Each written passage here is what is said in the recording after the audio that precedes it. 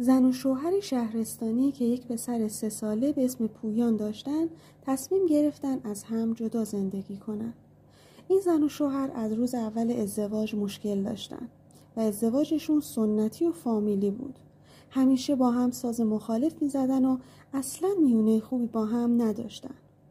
یه روز که دیگه تحملشون تموم شده بود به این نتیجه رسیدن که طلاق بیشتر آسیب‌ها رو بچه می‌بینه و باید به خانواده و جواب فامیل رو بدن. پس توافق کردن که مرد از اونجا بره و یه شهر دیگه برای خودش کار پیدا کنه و آخر هفته ها برای دیدن بچهش بیاد. مرد که خیلی پسرش رو دوست داشت هر هفته سر وقت می اومد و پسرش رو می دید و برای پسرش اسباب بازی و لباس و خوراکی می خرید. تا اینکه یه روز اون زن تو شبکه‌های اجتماعی با مردی به نام بهنام آشنا میشه. بهنام تمام کمبودای زن رو پر میکنه. براش گل میخره، بهش توجه میکنه، براش تولد میگیره، کارای جنتلمنا رو براش انجام میده و به دوستاش معرفی میکنه. زن با خودش فکر کرد که چرا تنها موندم؟ تو زندگی که مثل کابوسه. چرا با بهنام تشکیل خانواده ندم و خوشبخت نشم؟ بعد از این فکر را در نبود شوهرش وسایلش رو جمع کرد و با پسرش به یه محله دیگه نقل مکان کرد. وکیل گرفت و درخواست طلاق داد و با عشق جدیدش غرق خوشی بود. طبق درخواست بهنام قرار بود مخفی بمونن و بعد از طلاقشون 3 نفری برای همیشه از ایران برن. همسرش اما برای دیدن پسرش بیتابی میکرد و دنبال پسرش میگشت. بعد از 2 ماه گشتن دید تلاشش بیفایده است و رفت شکایت کرد و وکیل گرفت. اما از اونجایی که اون زن سیم کارتایی که به اسم خودش بود و از بین برده بود و با مدارک بهنام خونه جدید گرفته بود، کار رو برای اون مرد سخت کرده بود. یک شب پدر پویان خواب پسرش رو دید.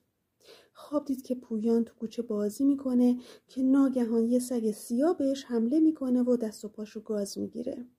و تو خواب پویان پدرش رو صدا میکرد و از باباش کمک میخواست، ولی پدر نمیتونست نجاتش بده. فردای اون روز هرچی پول و پس‌انداز داشت برداشت و مقداری پولم از کسی قرض گرفت و رفت سراغ یه وکیل خوب تا برای پیدا کردن پسرش به اون کمک کنه. چند روزی از وکیل گرفتن و خوابش گذشته بود که شماره ناشناسی باهاش تماس گرفت و گفت از سردخونه تماس میگیرم. لطفاً برای تحویل گرفتن جسد پسرتون بیایید و فرم پر کنید. مرد بیچاره زانوهاش سوس شد. کدوم جسد؟ کدوم پسر؟ نه اون نمیتونه جگرگوشه من باشه. پویان بابا، یه لحظه کنارم باش. خدایا کمکم کن. لحظه ای تو شوک فرو رفت. با استرس فوری خودش رو به سردخونه رسوند و دید همسرش تو آغوش یه مرد ناشناس داره گریه میکنه. حمله کرد و از موهای اون زن گرفت و انداختش زمین. چند تا لگدم به اون زن زد.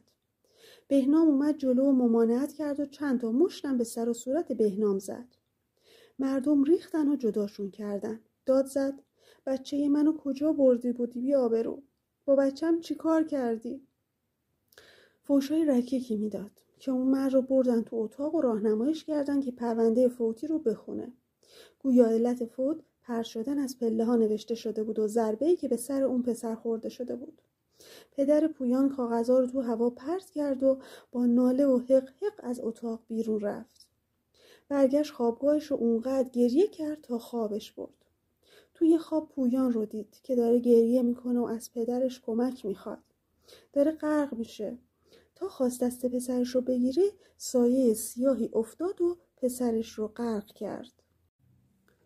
از خواب میپره. کمی به فکر فرو میره و به مادر بچه و اون مرد فکر میکنه.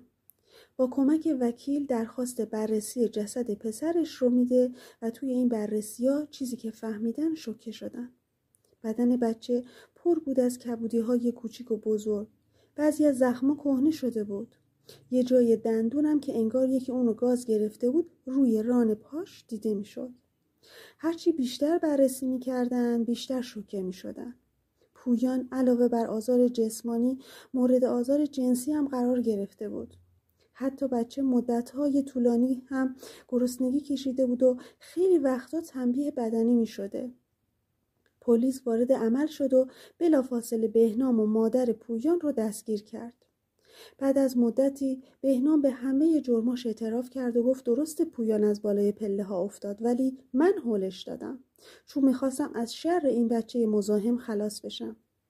چیزی که بیشتر از همه باعث شوکه شدن بقیه شد این بود که مادرش کاملا در جریان کارهای اون مرد بود و در قبال همه این کارها سکوت کرده بود و میگفت اگه حرفی میزدم به شدت منو هم تنبیه میکرد، کتکم میزد و میگفت اگه دست از پا خطا کنی تو رو میکشم و جسد تو هم از بین میبرم تا کسی از پیدات نکنه و چون کسی ازت خبر نداره اصلا هم منو پیدا نمیکنن.